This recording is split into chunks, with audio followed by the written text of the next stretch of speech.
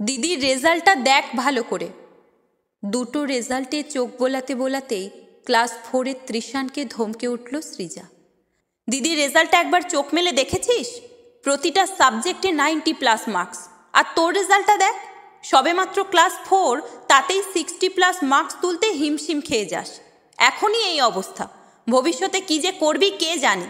চাকরি বাকরি জোটাতে পারলে হয়। পাশে বসা বনবিথি মুচকি হেসে বলল, ওর দ্বারা পড়াশোনা টোনা হবে না মা, তোমরা শুধু মুধুই ভস্যে ঘি ঢালছো। স্কুলের দিদিমণিরা কি বলে জানো?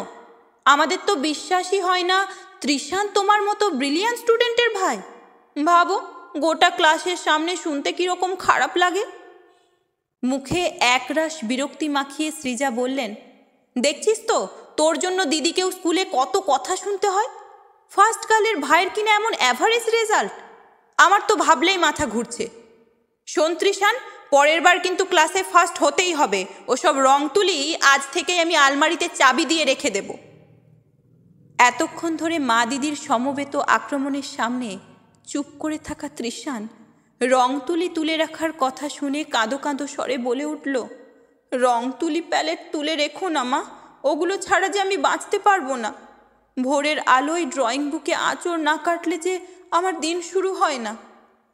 মুখ বেঁকিয়ে বনবিথি বলল, এমনিতে ছেলে পড়াশোনায় অষ্টরম্ভা, ওদিকে ছবি এঁকে পিকাসো হবেন। ওসব তুলির টানফান ছেড়ে আজ থেকেই মন দিয়ে পড়াশোনা কর। পরের বার ম্যাডামদের কাছ থেকে যদি তোর নামে কোনো কথা শুনতে হয়, তবে তোর একদিন কি আমার একদিন। তুমি কিন্তু তোমার ছেলেকে ভালো করে বুঝিয়ে দাও মা, ছবি এঁকে আর যাই হোক পেট ভরে না। বইমেলায় ঘুরতে গিয়ে শিল্পীদের অবস্থা তো দেখেছো। কোনো কথা না বলে গম্ভীর মুখে উঠে দাঁড়ালো সৃজা। অনেক উল্টোপাল্টা কথাবার্তা হয়েছে, এবার দুজনেই কিছু মুখে দিয়ে নেবে চলো।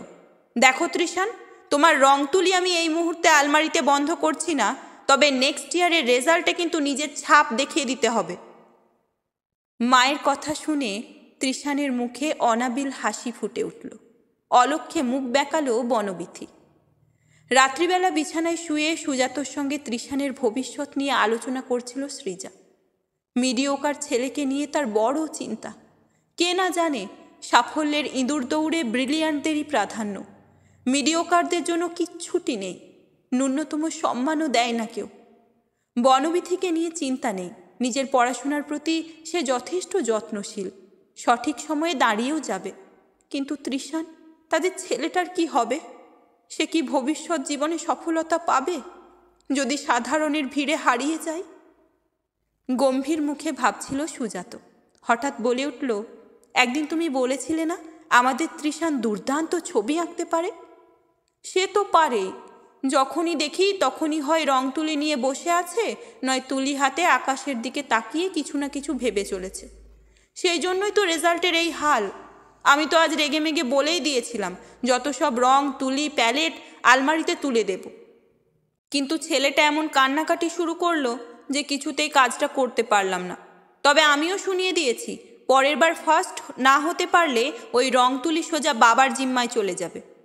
ফ্যাকাশে হেসে সুজাত বলল, তুমি বড় ভুল করেছ সৃজা। আমাদের তৃষান কোনোদিনই হয়তো ফার্স্ট হতে পারবে না, কিন্তু ফার্স্ট ক্লাস আঁকতে পারবে। কখনো হাত থেকে তুলি কেড়ে নিও না। কি বলছো তুমি? স্বভাব বিরুদ্ধ ভঙ্গিতে চেঁচিয়ে উঠল সৃজা। ওর দিদি বনবিথি যদি প্রত্যেক বছর ফার্স্ট হয়ে ক্লাসে উঠতে পারে, তবে তৃষান কেন পারবে না? দুজনের শরীরেই তো একই রক্ত বইছে। কিন্তু মগজ সৃজা, দুজন মানুষের মগজের গঠন তো এক নয়। তোমার ছেলে ক্রিয়েটিভ, পড়াশোনায় সেরা না হলেও সে অন্যদিকে সেরা। পছন্দের বিষয় নিয়ে তাকে এগোতে দাও, উৎসাহ দাও। সবাই আলাদা, তাই প্রত্যেকের যোগ্যতার ধরনও আলাদা। আমি বলছি সৃজা, ওকে আঁকতে দাও, দেখবে একদিন তোমার দুর্বল ছেলেই সমাজের মুখ হয়ে উঠবে। সেই সময়টুকু না হয় আমরা সমাজের কটাক্ষ সহ্য করেই কাটিয়ে দেব। গগনেন্দ্র শিল্প প্রদর্শনালয়ে আজ তৃষান বসুর একক প্রদর্শনী চলছে। গর্বিত বনবিথি আগত সাংবাদিকদের সামনে বাইট দিতে ব্যস্ত। আমার ভাই তৃষান বসু ছোট থেকেই ট্যালেন্টেড, ওর ক্রিয়েটিভিটি লাজবাব। রং বাছাই, সাবজেক্ট চয়েস সবেতেই ভাই বাকিদের থেকে আলাদা। ইন্টার স্কুল ড্রয়িং কম্পিটিশনে বরাবর সবাইকে হারিয়ে ফার্স্ট প্রাইজ জিতে এসেছে। আমাদের স্কুলের মুখ উজ্জ্বল করেছে। তৃষান বসু দিদি হিসাবে আমি সত্যিই গর্বিত। দূরে দাঁড়িয়ে থাকা লাজুক চেহারা তৃষান বসুর মুখে মৃদু হাসি ফুটে উঠল। ভাগ্যিস সেদিনকার রেজাল্টের পর থেকে মা বাবা তাকে পূর্ণ সমর্থন করেছিল। বাবার আশ্বাস বাক্য আর মায়ের প্রেরণায় দুর্বলতা বদলে গিয়েছিল শক্তিতে। আজ সে একজন সফল মানুষ। সফলতার স্বাদ আস্বাদন স্মৃতিতে ফিরিয়ে আনছে একদা ব্যর্থতার দিনগুলো। টিভির সামনে বসে থাকা দুজন মানুষের চোখে জল। এ জল কষ্টের নয়, এ জল আনন্দের, পরিপূর্ণতার। দুর্বল সন্তানটি যখন সমাজের বুকে প্রতিষ্ঠা পায়, তখন মা বাবার চেয়ে কি কেউ বেশি খুশি হয়?